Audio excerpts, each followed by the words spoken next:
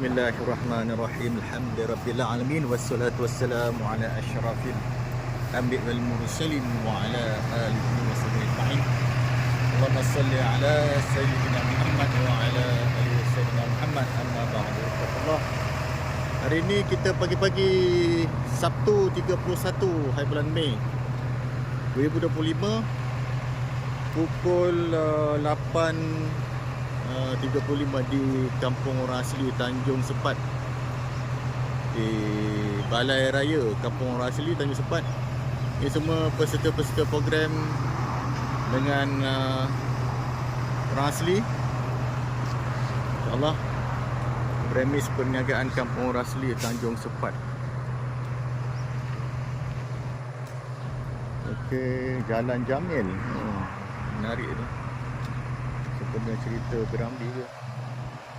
Okey, ya, tengok Balai Raya Orang Asli.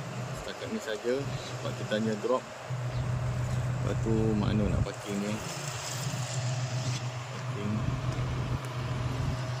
Okey, tengok. Okey, datang.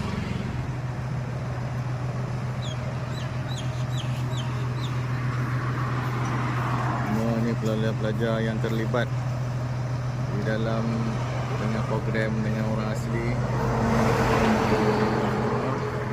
Pelajar-pelajar yang terlibat dengan orang asli. Okey, baik-baik, elok semua.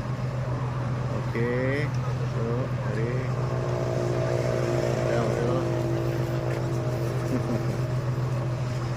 Okey, semua mak-mak semua.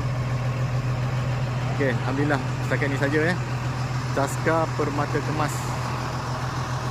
Dia sebelah dengan klinik kesihatan. Oh, klinik kesihatan kat satu.